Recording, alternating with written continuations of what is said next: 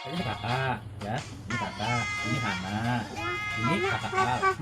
Karena nggak bisa pakai sepatu roda. Oh iya, nggak bisa pakai sepatu roda. Ini kakak Al. Ini siapa? Andy.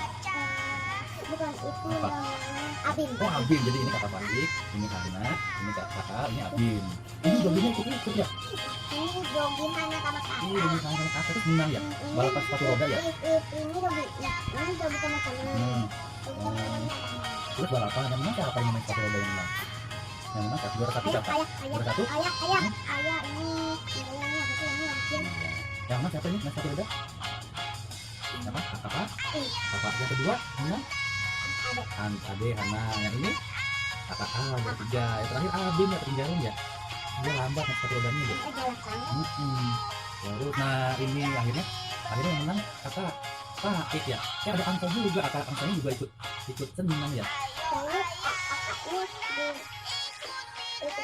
Lalu pada udah kemudian ini siapa Oh itu Abin akhirnya karena dia kalah akhirnya pulang ya Abin ya.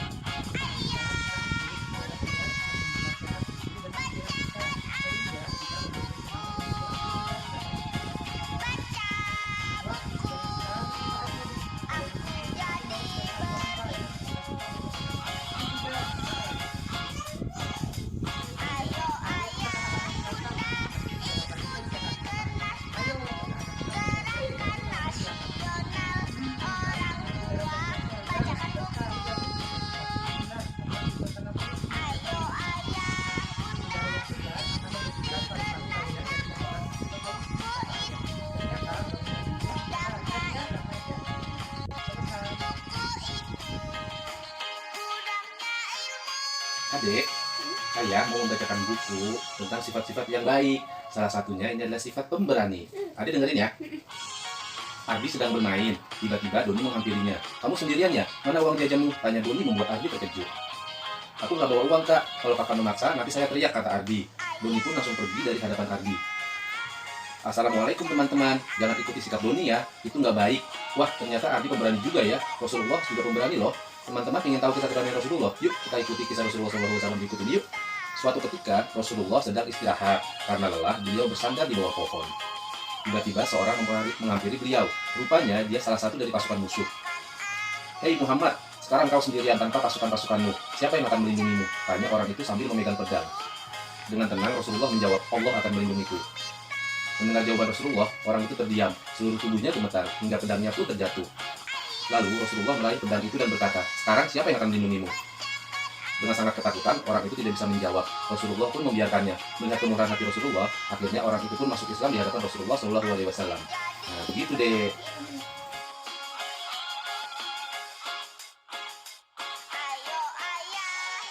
Terdapat dalam Al-Quran, surat Al-Maidah ayat 31. Allah menyuruh seekor burung gagak menggali-gali di bumi untuk memperlihatkan bagaimana seharusnya menguburkan mayat saudaranya. Berkata Qabil, aduhai celaka, mengapa aku tidak mampu berbuat seperti burung gagak ini, sehingga aku dapat menguburkan mayat saudara ini.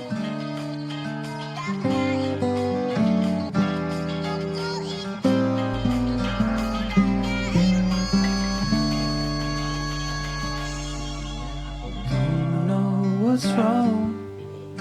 Something isn't right. I feel I belong.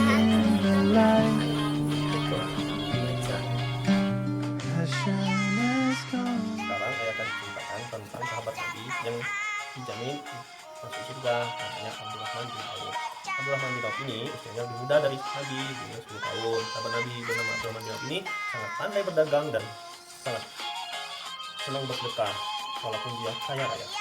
Pada saat Nabi sedang menjalankan dakwah berperang, dakwah, sahabat Abdurrahman bin Auf ini tidak lupa bersedekah. Berbagai sedekah ia sedekahkan untuk keperluan Nabi dan kaum muslimin. Abdurrahman bin Auf ini bersedekah tidak hanya untuk keperluan umat muslim, walaupun saat terjadi paceklik pun dia masih senang bersedekah. Pada saat Nabi berhalangan untuk memimpin sholat, hanya ada 2 yang menggantikan Nabi. Nama Nabi hidup itu yang menggantikan Nabi Muhammad untuk menjadi imam itu sahabat Abu Bakar Siddiq dan sahabat Abdurrahman bin Auf ini. Nah, saat Nabi Muhammad telah wafat, Abdurrahman bin Auf ini juga masih tetap membantu kaum muslimin, menyerahkan sebagian hartanya untuk perjuangan di medan pertempuran setelah Nabi Muhammad dan menyantuni semua istri-istri Nabi untuk menjalankan dakwah Islam. Saat beliau meninggal pun Siti Aisyah mendoakannya dan menawarkan untuk dimakamkan di samping Nabi karena dia itu dianggap sangat dekat dengan Nabi dan banyak membantu perjuangan Nabi. Tapi Abdurrahman bin Auf dengan bijaksana menolak secara lembut pada Siti Aisyah, sehingga beliau hanya ingin dimakamkan di pemakaman umum biasa di Baqi karena dia telah jadi dengan sahabatnya Utsman bin Maz'un untuk pada saat meninggal sudah akan dimakamkan. Apaan, Dek? Nih. Aku suka memaafkan. Arif hobinya suka membaca, banyak sekali koleksi buku di rumahnya. Setiap pulang sekolah, Arif selalu mengajak teman-temannya untuk bermain di rumahnya. Teman-teman Arif sangat senang bermain di rumahnya karena banyak buku bacaan yang bagus. Arif adalah termasuk anak yang baik hati. Apabila teman-temannya yang mau pinjam buku miliknya selalu ia berikan. Suatu hari, Arif ingin sekali membeli buku komik. Dengan menggunakan sepeda, Arif pergi ke toko tersebut. Setelah sampai di toko buku, Arif langsung mencari buku yang diinginkan. Setelah dapat buku yang diinginkan, Arif langsung membayar buku tersebut ke kasir. Ia segera keluar dari toko tersebut.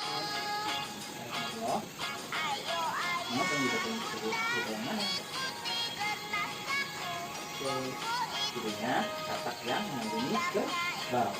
Sekarang melakukan ceritanya dari depan ya.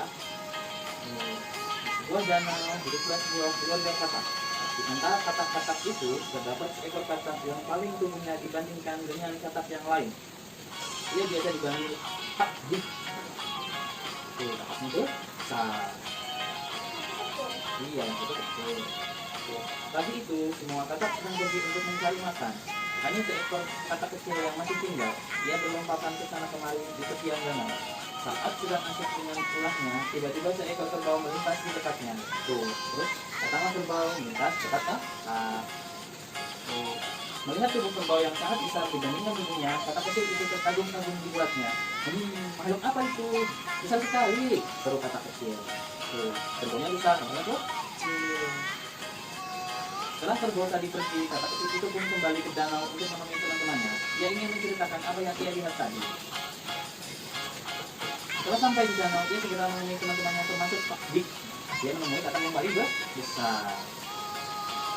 Teman-teman, aku tadi melihat binatang yang sangat besar dan mengagumkan, celotehnya Girang.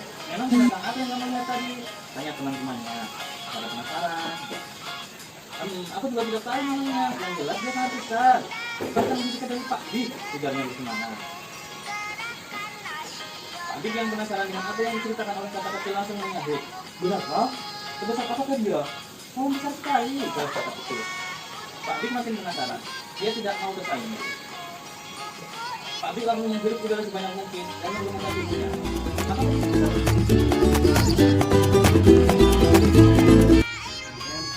Kita baca buku tentang meningkatkan agama dengan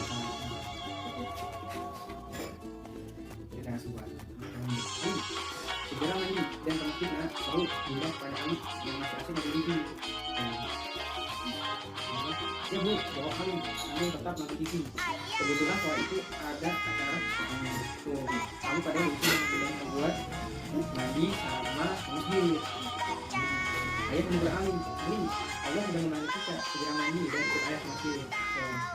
Ayahnya ngajakin Ali ke masjid. Kemudian Ali segera mengambil handuk dan mandi. Setelah itu ia memakai baju koko dan berangkat ke masjid. Baju koko. Lalu kalau suruh ayah mandi, menunggu, maka segera ya. Kemudian ayah sudah menunggu di teras depan. Keduanya berangkat di ibu dan sana di depan pintu. Lagi berjalan, Ali bertanya kepada ayahnya, "Ayah, mengapa kita harus sholat?" Terus ayah pun menjawab, "Karena kita seorang muslim, Nak. Dia muslim, itu sudah dewasa, diwajibkan untuk membantu sholat." Jadi setiap orang itu kalau sudah dewasa, sudah diwajibkan, sudah diwajibkan untuk sholat. Kemudian menjaga sholat. Tapi Ali kan masih kecil ya, belum dewasa seperti ayah, kok sudah di sholat. Nah, ini jawab, ini dalam rangka membiasakanmu, Nak. Kamu akan jadi terbiasa menjalankan sholat setelah dewasa. Jadi ada penelitiannya, Bang. Jika kamu melakukan suatu rutinitas aktivitas selama berturut-turut selama 14 hari, itu bakal jadi kebiasaan kamu seterusnya. Ya, sholat itu adalah siang agama. Orang yang menjalankan sholat berarti telah membuktikan dirinya patuh pada perintah Allah. Ini kalau habis sholat nih berarti habis itu patuh sama Allah. Habis itu patuh sama Allah. Keduanya sampailah di masjid, lalu ikut menunaikan sholat wajib, terus jalan maaf. Ini semua Ali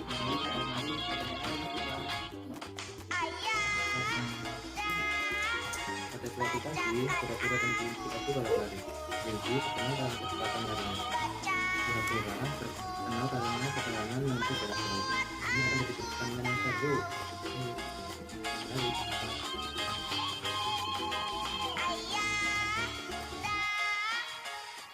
Ketika kulit berbunyi, kulit itu langsung berlari melompat. Kura-kura tidak jauh di belakang. Di tengah jalan, kulit itu kelelahan. Sehingga dia ikut.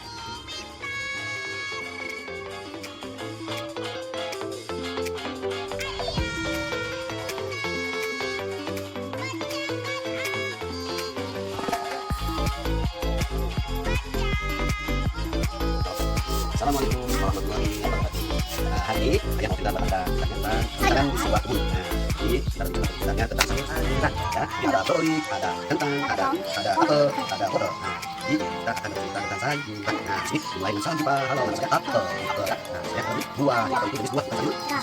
Sekarang ada di sebuah kebun. Si apel itu berbunyi, sayuran berbunyi, ada wortel, ada torik, ada kentang, misal apel. Baik, apel. Siapa kamu? Kamu kalau katanya sebenarnya kalau bisa bawa sanksi tentang hal tentang ini ada di dalam terus atau jawab kalau yang sedang sekarang ini kondisi sepada itu ya apa kita sekarang kita ini nama ya jadi udah ada ya satu foto pun kalau kita dapat ya foto sekali ini foto dia ya foto dan kita sama pada sekali kan kalau yang ada belum berangkat foto sama sama bukan pada apa kita harus berbuat apa lagi kita kasih buat lagi harusnya kan ambil salah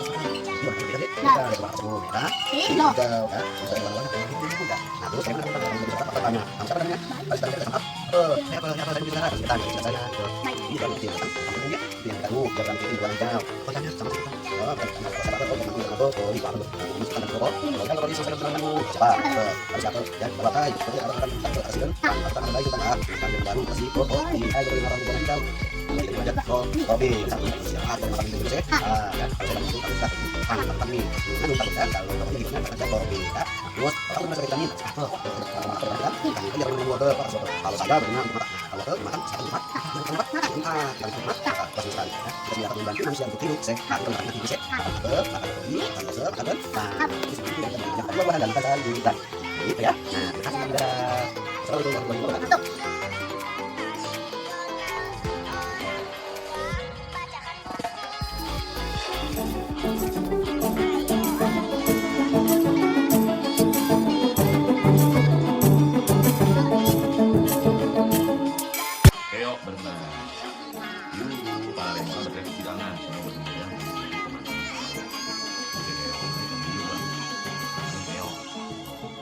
Tiba-tiba Heo datang, cium-cium berteriak sebagai orang.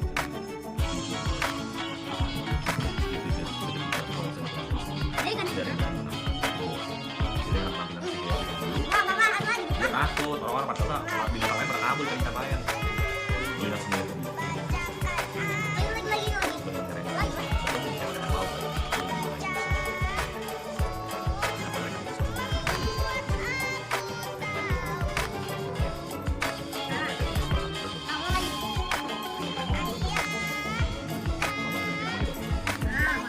Waktu berlalu, keinginan Nemo curi-curi.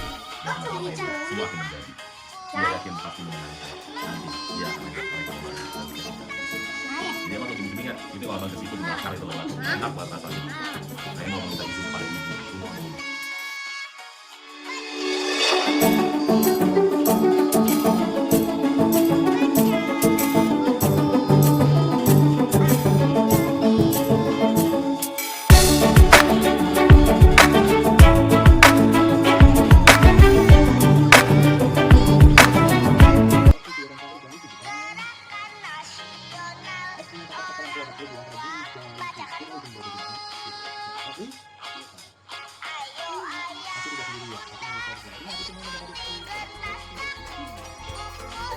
Kali bermain, orang tuanya dan gurunya itu memberikan waktu untuk bermain gitu. Nah, terus ibunya itu jadi setelah dia punya anak, dia berhenti bekerja dan sebagai penjaga di airport ya. Terus setelah itu dia menjaga anak-anaknya, si siapa namanya, Dwi dan siapa nih? Oh ini punya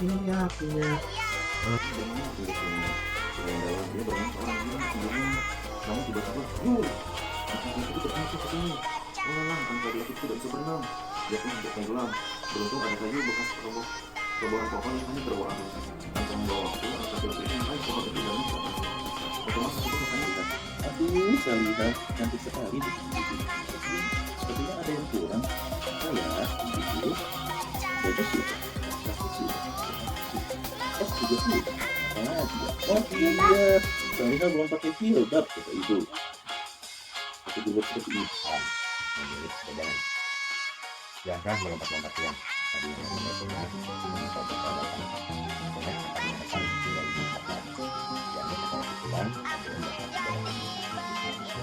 alhamdulillah hari itu akan tidur jadi hari itu.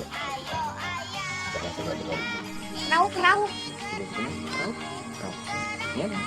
Rau. Lomba akan ikut, aku pasti bisa menang. Maaf, mereka mau nanti juga.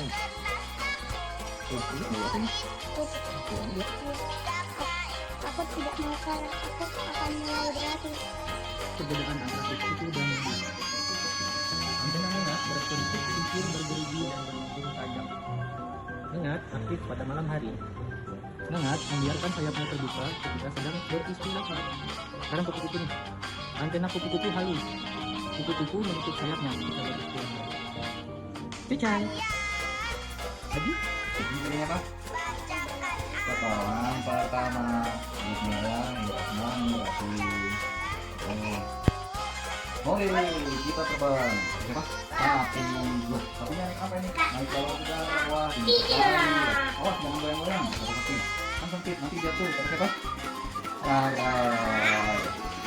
Semakin lama semakin sadar badannya sangat tinggi sekali. Akhirnya terus angin dan mereka jatuh. Wah. Aduh.